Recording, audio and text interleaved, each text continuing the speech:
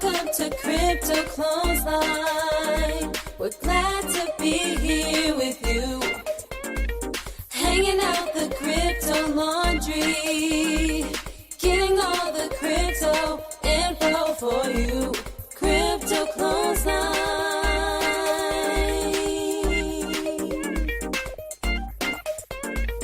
Crypto-Clothesline. Good morning, Amy Rose.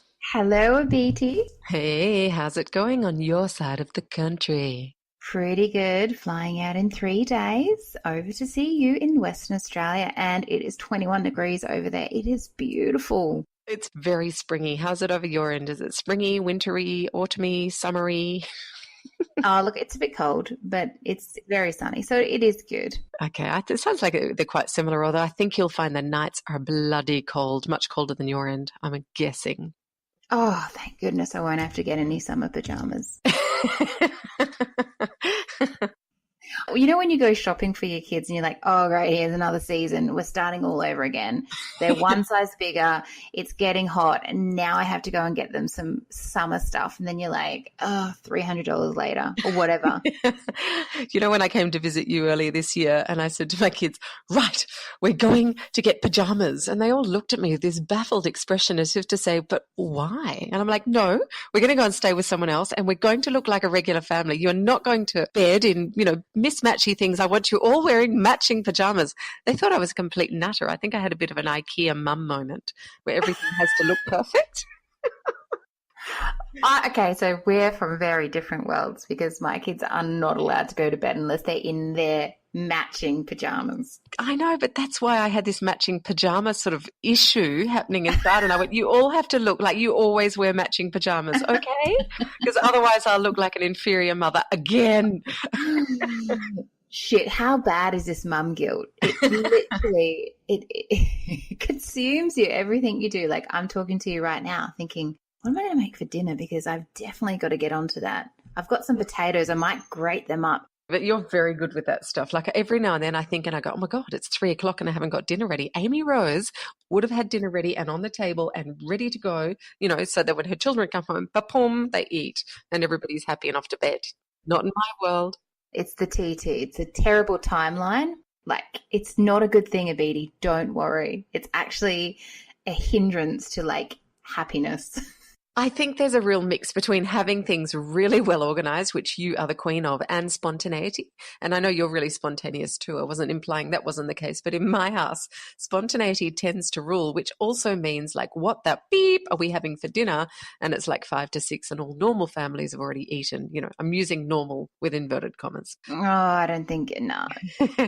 One of my sisters, I'm not going to label, but yeah, her partner gets home maybe 6:30 and she's like, might rustle something up. She's a mum too. Well, that makes me feel slightly better.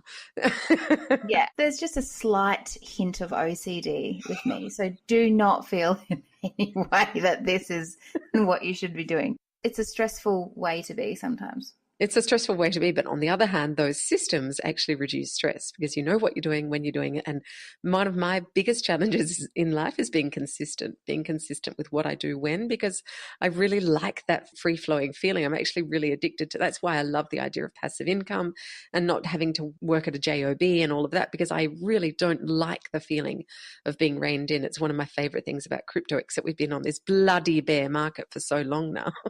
Bring on the balls. Oh my God, this is such a good segue into who we're speaking today, which is Jerry-Farsoun. And you mentioned being reined in and spontaneity. And Jerry-Farsoun, who's the founder of this amazing project called LeeLou. You want to talk about that, Abheeti? Because I don't really know how it's going to fit in with how you value your freedom and privacy and all that sort of thing. It's funny because I was really excited after we spoke to Jerry, and I had my sister over for dinner, which was fairly rare because she works in the middle of the desert and we see her really every blue moon and a half. And I was sitting there and, oh my God, this person we spoke today, it was incredible, the app that he's developing and blah, blah, blah. And she just looked at me as if to go, Right. And then my son was shooting daggers at his auntie, my sister's. He just went, no way, Mum, no way. Like I talked about the 100-meter radius for the party that Jerry brought up. And my son, who's the whole 13 and hasn't even been to his first party, is like, no way. So no, Jerry's project is fabulous. Obviously, we're going to speak about it in more detail, but I think it's really going to make such a difference in mothers' lives, but also obviously their children. And you also interviewed Audrey, and I've met Audrey before, and she talks about a little experience she had with losing one of her children, and we've all been there. You were literally at my house when this happened. Yes. This is going to paint me badly, but here is a real-life example of, and we spoke about, I'm a little bit pedantic about things that even happened to me, but my son is a toddler. Abheeti and I, she's not here very often. We're having a really big talk, and my neighbor walked in with my toddler. With a bit of a stern look, wasn't it, Amy Rose? I wasn't impressed. It wasn't a friendly neighbor look. It was a feel like shit because you deserve to, women. Yeah. Look. Exactly. And my house is now pretty secure. We have an outstanding toddler. I think we should be calling him Houdini instead of what his real name is. He can get out and in. Well, first of all, we know he's got an amazing fetish for freezers and frozen cupcakes, eating only the top. So anyone who's listened to previous episodes will know that. But he's also got the incredible ability to get out of just about everything. Now, I was there with you for a number of weeks, and the show he put on at the front door at not being able to get out. I mean, I know that was great because we had the door locked and deadbolted, It was Houdini proof, but he was not happy. He was reined in. That's right. And perhaps a device where he doesn't realize just how reined in he is, like with this leelou app, might be good. But let's have a listen to your little chat with Audrey. Okay, but before we do listen to that interview with Audrey, I wanted to welcome you all to the Crypto-Clothesline podcast, and our show is all about helping women join the blockchain wealth revolution for themselves and for their families, which is why this LeeLou interview is so important. And our names are Amy-Rose-Goodey and abheeti-kathryn-pass, and we're speakers in blockchain and crypto and are on a mission. We're learning together with you. Every single episode is like a vertical learning curve for us.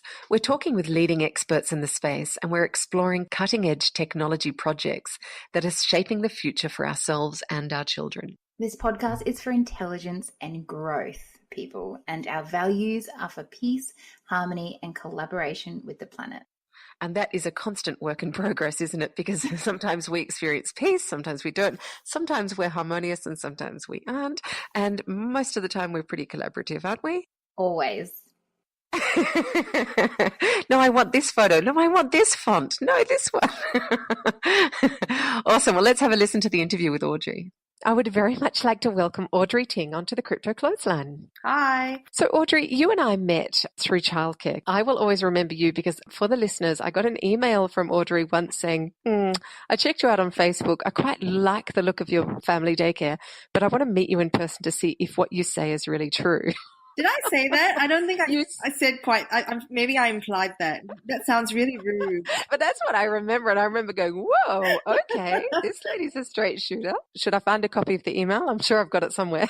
Well, I think it was the first time that you're putting your little person into care. And I think like any caring mum, you just want to make sure that the person you're leaving your child with is actually not just talking the talk, but walking the walk. Oh, that sounds a lot nicer. And so, Audrey, these days you are opening a shop in South Fremantle. I am. My friend Josie and I are opening a low to zero waste bulk food store in South Fremantle. And we're going to be selling all sorts of things like cleaning supplies and body care stuff and anything that we can sell in volume or by weight, we will try to sell. Wow, that's fantastic. Well, I really look forward to coming down and supporting you with that. Thank you. I wanted to ask you, from one mother to another, have you ever looked around, like you're in a crowded place, if you looked around and you can't find your toddler or you can't find your child? I have. I remember it very clearly. It would have been about 2 to 3 years ago at a local farmer's market. It was really crowded. I had both of my kids with me and I blinked and I'd lost my elder child, who would have been about 3.5.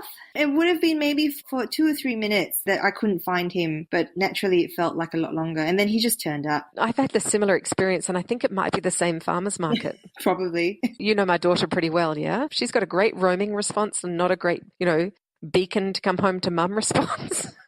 And I found her up a tree. It took me hours to find her. It was really stressful. And of course she was up a tree.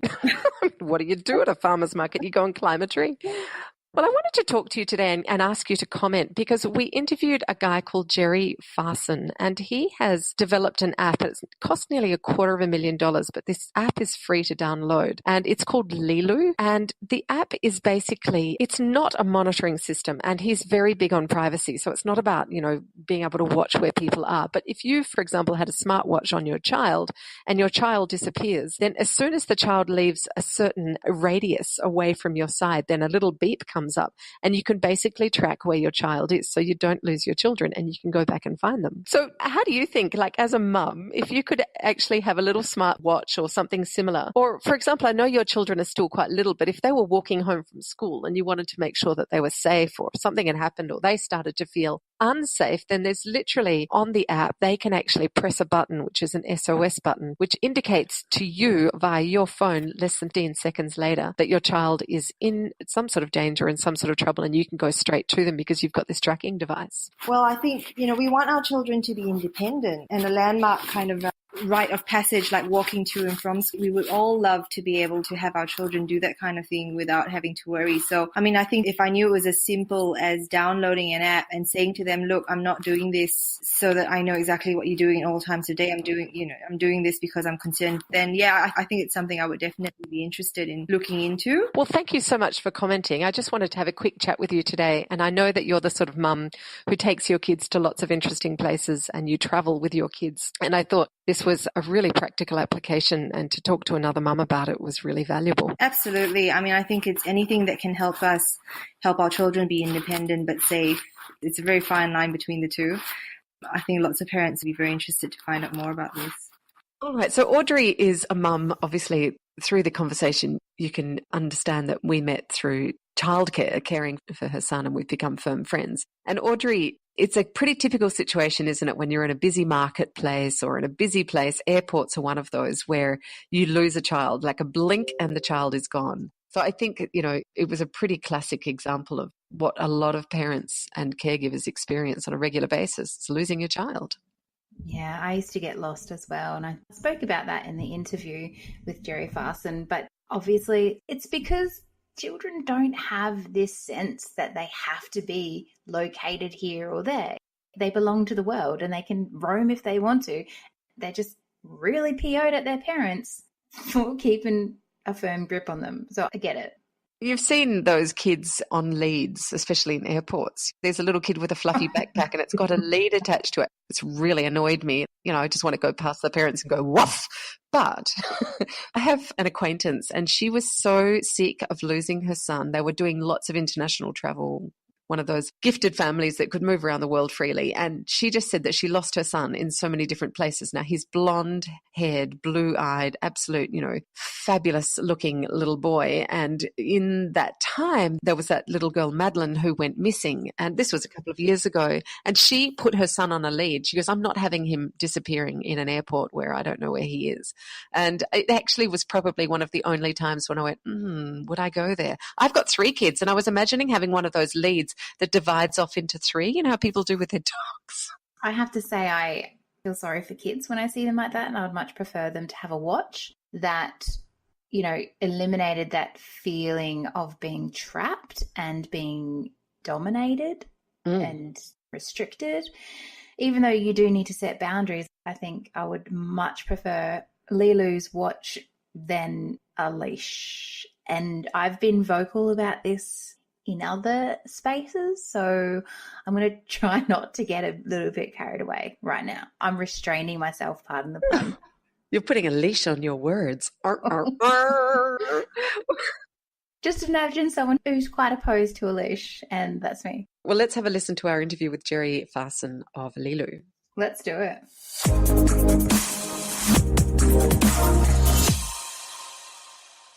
Welcome to the Crypto Clothesline, Jerry Farsoun. Welcome, Jerry. It's really lovely to have you on the show. Oh, thank you for having me, ladies. I hope I do your program and audience justice. I'm sure you will. And Jerry, you are the creator, the man behind the new application LeeLou. Can you tell us a little bit about your project LeeLou? LeeLou is a personal safety app that takes its users from personal threat to personal safety anywhere, anytime in a GSM coverage area. And in a GSM coverage area, what does that stand for exactly? Wherever your phone works is pretty much where the app will work, and unless you're on a Wi-Fi. So if you're in the middle of nowhere at the moment, it won't work, but we are looking at trying to make it work anywhere on the planet. Oh, I see. So interestingly, if you were, say, with Telstra, because I know a lot of people in Australia, their phone doesn't work unless they're with certain service providers. Correct. So if you were with Telstra, it would work. But if you were, I mean, we shouldn't be giving Telstra a free plug here, should we? Are we giving Telstra a free plug? No, if you were with a service provider that did have a better network, did have a better range, then you could still use the app.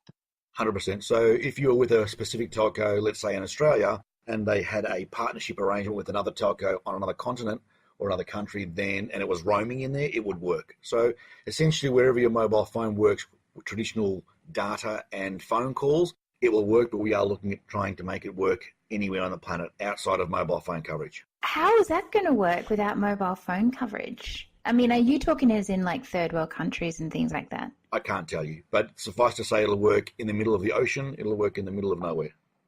Wow. That's going to be amazing. I feel like I'm in Fight Club. Fight Club? You can't talk about Fight Club. But that's the first rule. There is no Fight Club. Oh, okay. So there is no LeeLou? Well, there is.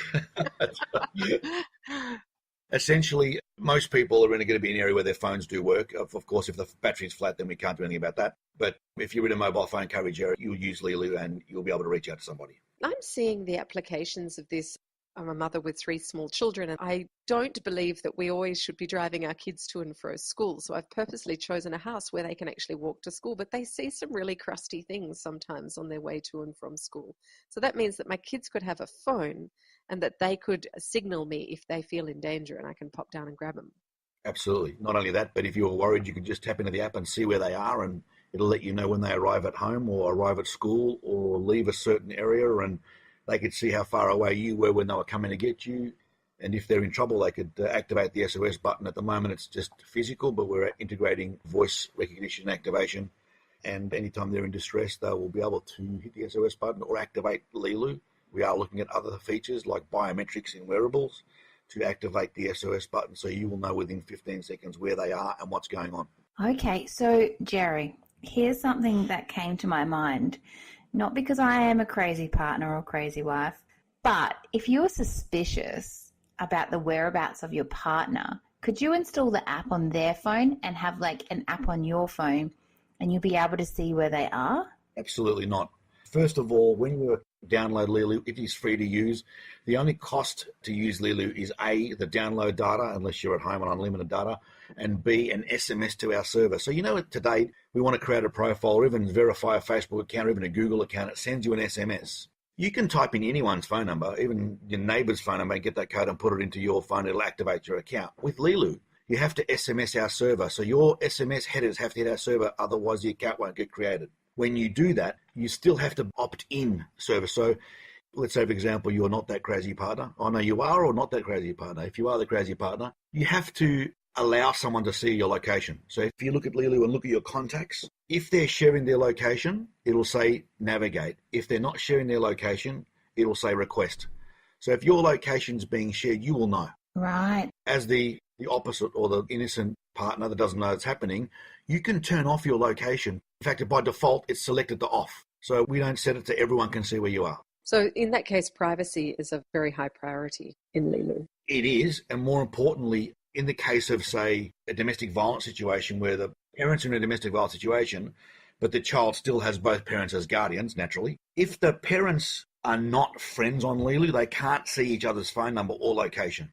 So they can't monitor each other that way, even though they have a shared duty of care and relationship. Correct. But you are given the opportunity to share your phone number, because just imagine, for example, I'm in a domestic violence situation and my partner is my abuser, and I've gone to the police and the police have said, change your phone number and don't tell him where you live. And you go, okay, but I've got LeeLou. Because we're not friends on LeeLou, he or she will not see where I am or know my phone number, even in an SOS if we're mutual guardians, because we're not friends. So what happens then? The child hits the SOS button and that independently goes out to two different phone numbers, but they don't know about each other. Correct. So, for example, the user will come up mum and the user will come up dad. Dad can see mum, mum can see dad, but can't see their location or their phone number. And there's a button to say, you are not friends with mum, would you like to share? And then mum goes no or yes.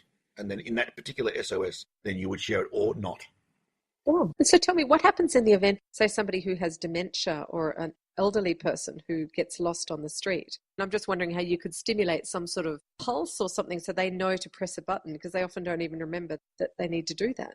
Assuming they take their phone with them, you'll be able to find them. If they haven't got their phone with them, we are working on a feature that will monitor those particular people.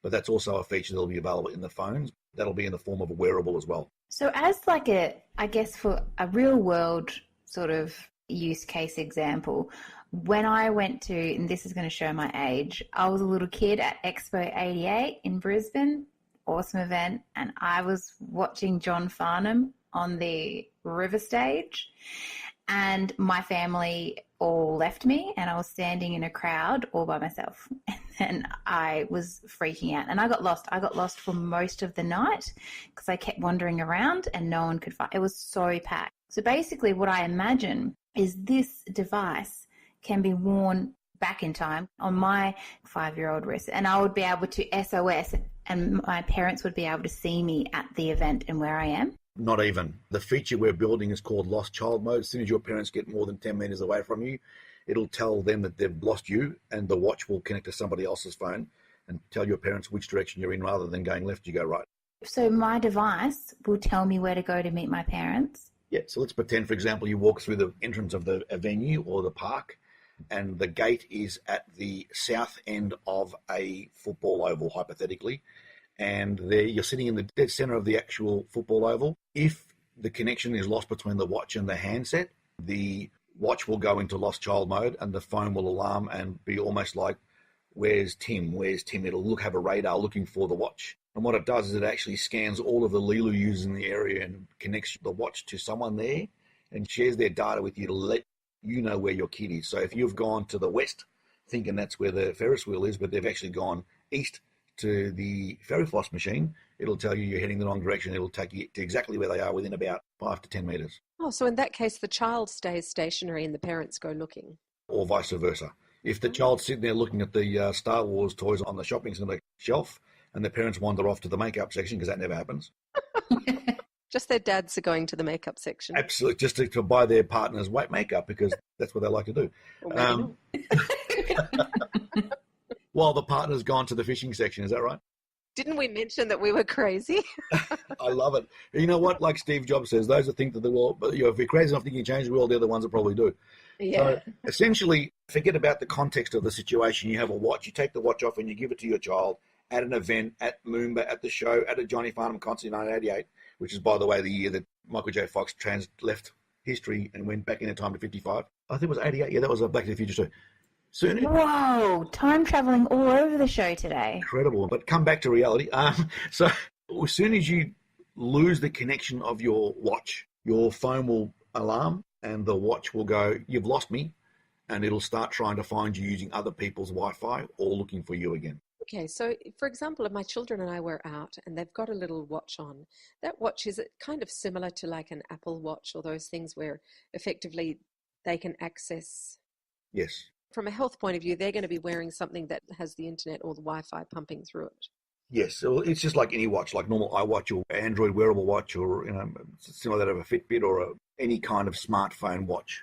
Okay. Without having to pay for a monthly subscription. Oh, wow. So that's a once-off one would purchase from LeeLou. I know you go to Apple Store or an Android store and buy the watch. Oh, I see. So it's not a specific thing that you're selling as a product. We don't do hardware. We're just predominantly peer-to-peer at the moment. Okay. So you're just building an app so that anyone in the world who has a phone can put the app on their phone and use LeeLou. Correct. Call it crazy, but I believe purpose should come before profit. I like that. And look, ultimately, we will make money because you have to. Otherwise, who's going to pay for all the servers and the staff to keep up development? But there will be like subscriptions for features, possibly even Lost Child Mode. We don't know, but it'll be minuscule, be more than reasonable. And as a parent, the price, I think, has to be something that I'll be prepared to pay. But on a personal level, forget the whole app side of things and the whole business side of life. I personally believe that in today's environment, that personal safety should be a right, not a privilege. And if you outprice your product or services, then you're really putting profit before purpose. Now, you have to make money because things cost money. But, what I've done for the last 3 years and 2 months is build my legacy into the core. And that is that anyone on the planet, anywhere with a smartphone, can reach out using technology for free in a way that no one is doing on the planet, because their business model is profit before purpose. Everyone in business is there to make a dollar. But ultimately, it's about, as a parent, if I'd have lost my child, I would pay any amount of money to find my child. And I think any parent would feel the same way. And that is my legacy. So other things that are coming up. I mean, I love this, Jerry, and I love your legacy. I've got a couple of questions, but the first one is, what inspired you to start this business? Yeah, that's my question too. Very good question. So on the 9th of March 2007, I had a near-death experience caused by a suicide attempt. And as a result of that, I spent the next 12 months rebuilding my life and purchased a powered parachute, flew solo and unassisted around Australia to raise awareness of depression with an emphasis on suicide. In that flight, I didn't know how I was going to make an impact in the world, but in the month of September alone, 2008, in the Western Australian region of Australia, there was a 500% increase in calls to a suicide telephone counselling service. And that personally impacted me. And I thought to myself, my life but it's changed the world somewhat. And I thought to myself, not only did I feel alone at that time back in March 2007, but I'm in the middle of nowhere. What happens if something happens? Who's going to find me? So anyone that's ever felt suicidal or depressed already feels like a burden. So they find it very hard to reach out. And studies have found that suicides, a lot of completed or successful suicides, are caused by accident or eventuate as a result of accident, in the sense that the suicides have shown evidence of trying to recover or oops. And it's been said by those from the Golden Gate Bridge that when I jumped, I realised my problems were all solvable, but in some cases, it's hard to recover from the attempt. So reaching out to somebody using the SOS button was my initial calling. But that year was when apps only just started being able to be installed on phones. It was very expensive back then to develop apps, even though as years went by, I used to type in every 6 months, 12 months to find out how much it would cost. I didn't have the money back then.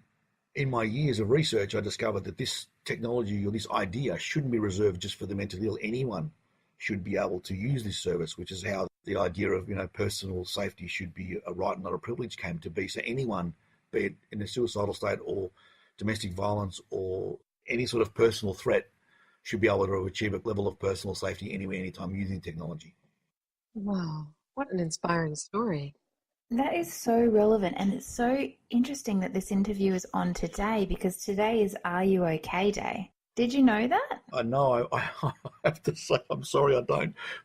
Are You OK Day is about asking just anybody, are you okay? Because the statistics show that a lot of people, you don't know they're suicidal, and all they need is for someone just to talk to them and to ask if they're okay.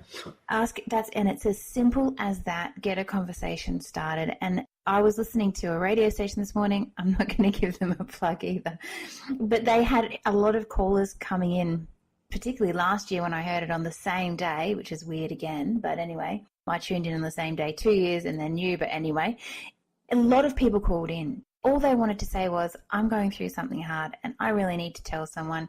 And it was 5 minutes and they got to share that they were in trouble. And I think your application is going to have a lot of use cases, Jerry. It's pretty exciting. They say a problem shared is a problem halved, and there's no true words when it comes to that specific demographic or environment. I mean, suicide is double that of the road toll and doesn't get any airtime because, and I'll say this, I don't really care who hears it, there's no money in suicide. It's just that you can insure for it. I'm very cynical, but that's the way it is. But, why does road accidents, you can find someone for speeding to reduce the road toll, but you can't find somebody, in fact, you're socially and emotionally penalised when you're feeling depressed or suicidal. And it's just a fact. It is a fact that, and that's a whole new seminar. I could go down there. It'll probably take a couple of weeks.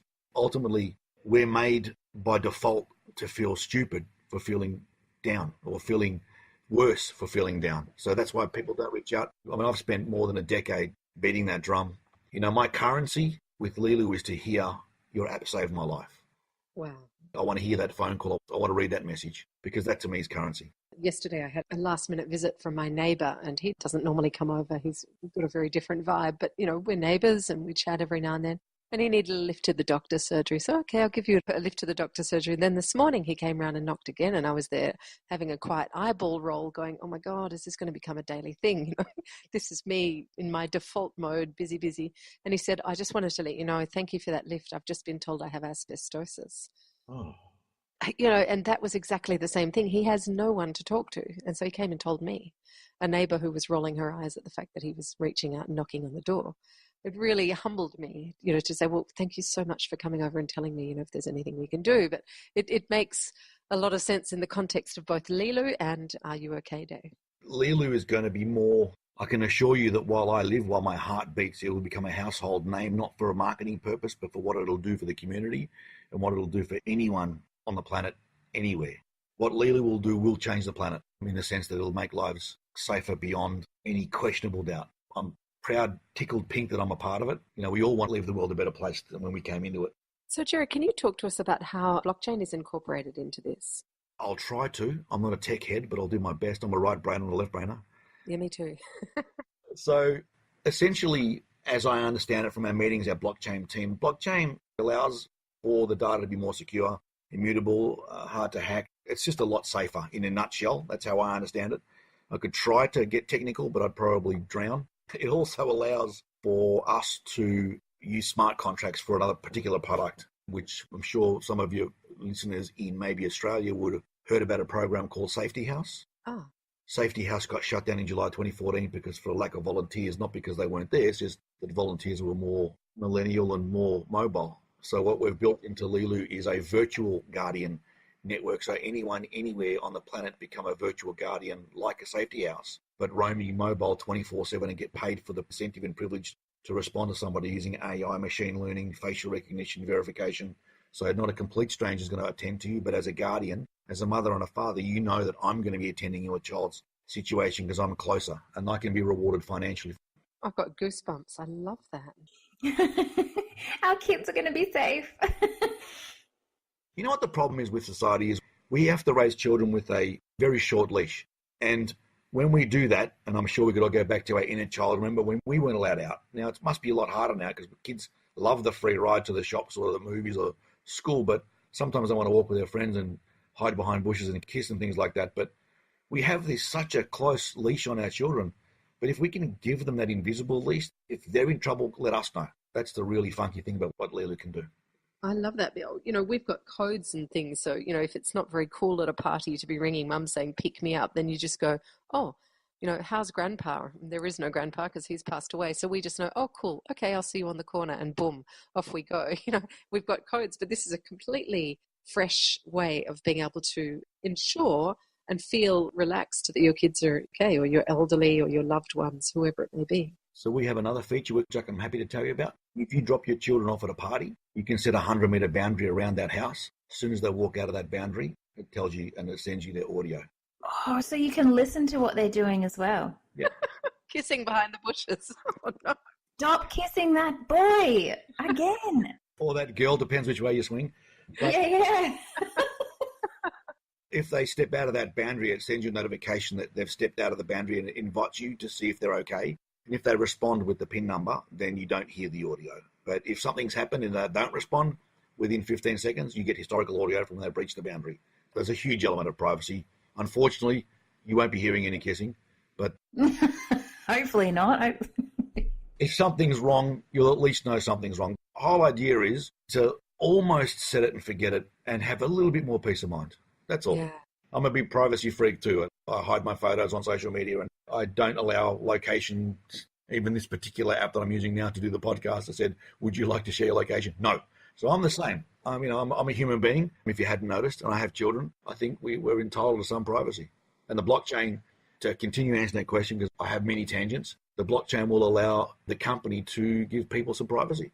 Awesome. Well, thank you so much, Jerry, for joining us today. That was a bit of a roller coaster. It went all over. It was sort of like, you know, when you get lessons on how to write a book, they've got to have that nice big dip in the middle, and it was great. It was beautiful.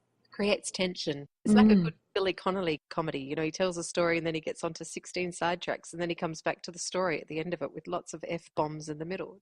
We managed to do it without the F-bombs. As long as people download the app, I'm happy to say and do and stand on my head, whatever you like. LeeLou, LEELOU. Download the app. It's free now in Australia, New Zealand, and USA. Thank you so much, Jerry. And we'll hopefully have another episode with you when the new features come out that we can't talk about now. Thanks so much for joining us, Jerry. It's been an absolute pleasure, and we love what you're doing. Thank you, and check in anytime. Join our community page to find out when new releases are coming out, and we'll talk more and anything we can do to make the world a safer place. Then I'll put my hand up first. Fantastic. Thanks, Jerry. Bye. Bye. Bye.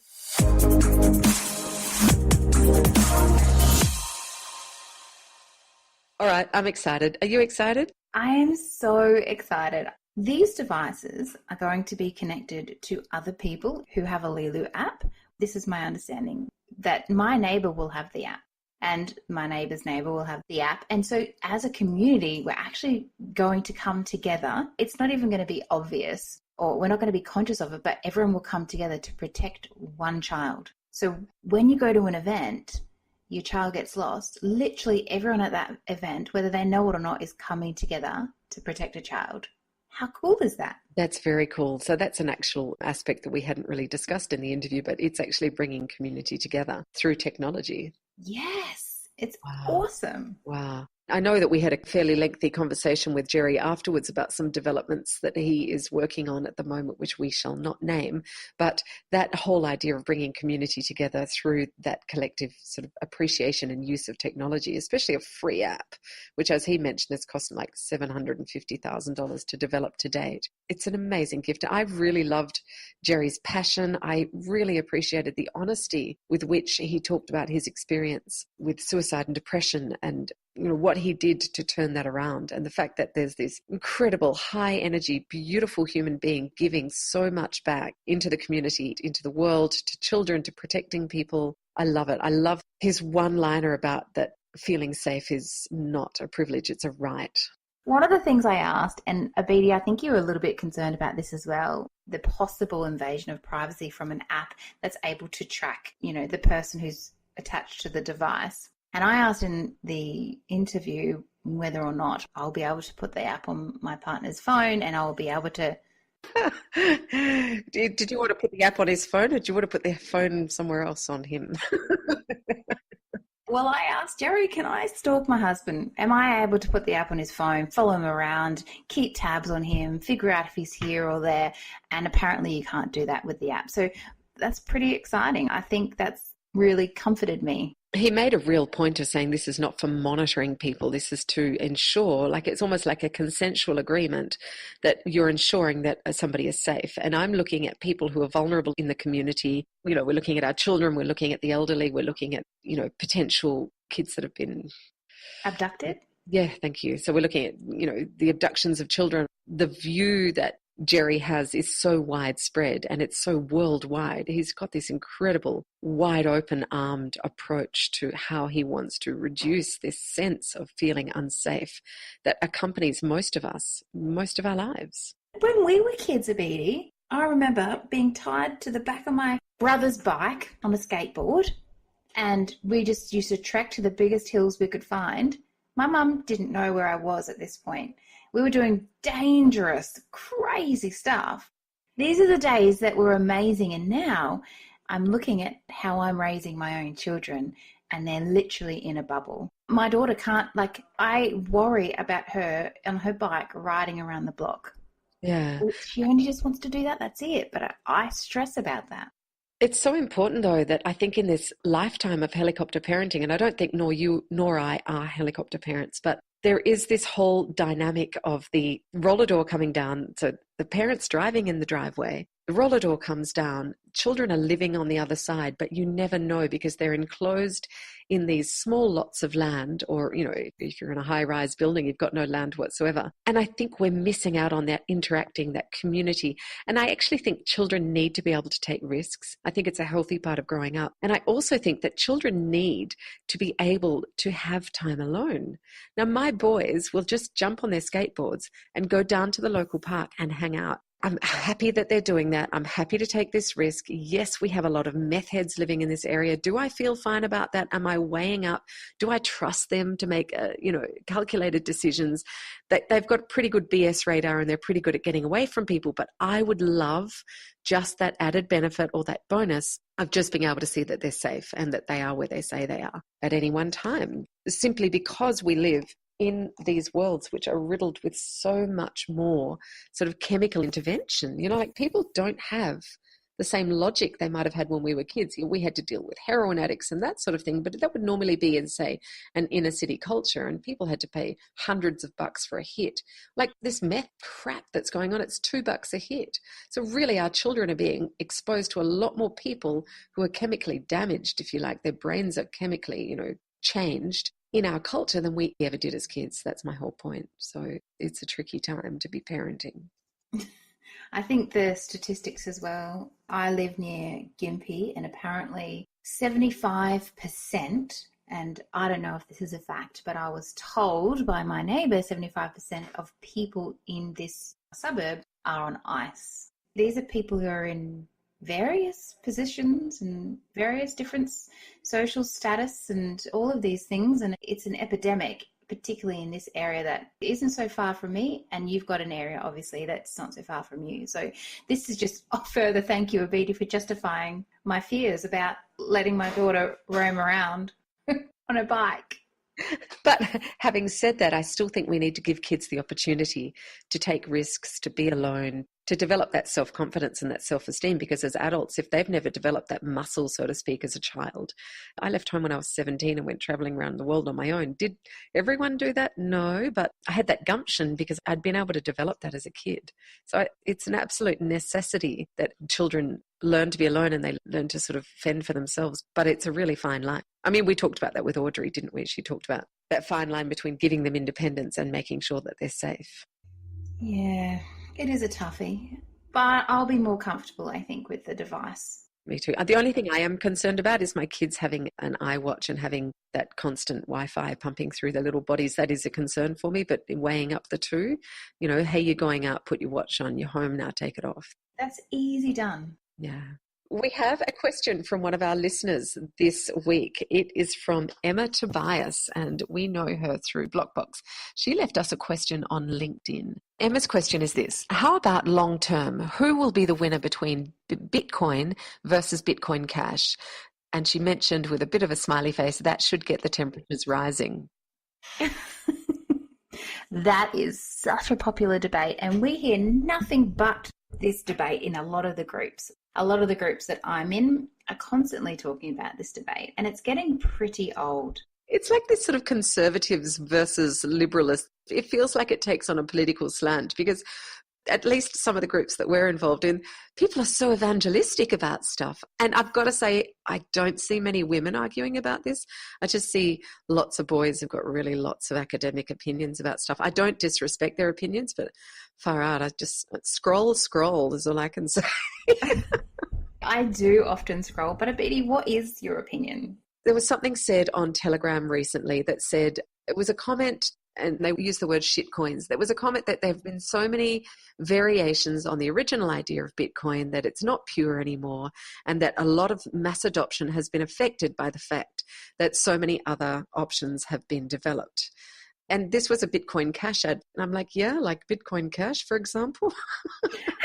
Isn't that a classic example of Bitcoin getting bastardized? So I tend to be pro-Bitcoin, but I don't pretend to be a super researcher on this stuff. I don't have a really balanced view. I have heard pretty average things said about Mr. Roger Ver. Is it true? Roger Ver, whatever his name is. Is it true? Isn't it true?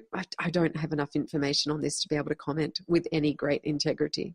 I think removing Roger from the equation is probably a good idea, because if you just take just the plain facts about it all without all the hype that's been created with all of the influencers who are, they've got an agenda, they've got a reason, they're evangelists, as you say, they're so passionate.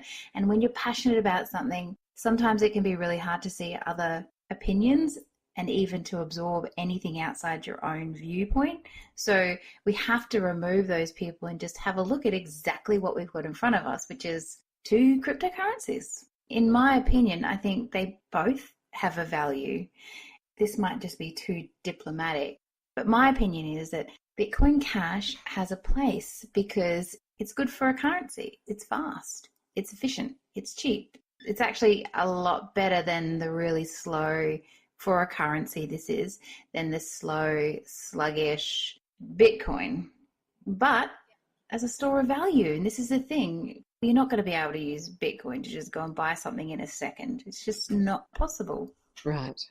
It's a bit like that discussion between dial-up and, I can't even remember what it is, but the most recent quick sticks version of the internet. I mean, I know it's not the same thing, but in terms of speed, yes, Bitcoin is the grandpappy, and we know that there are going to be iterations on that. There are going to be variations. It's going to be improvements. And with every improvement, there are going to be your pluses and minuses. There are, but no one's ever going to use dial-up ever again. That's the question. Is Bitcoin going to be hitting the skids? Some people are complete Bitcoinists and they wouldn't trust anything else. And what do they call it? Bitcoin maximalists.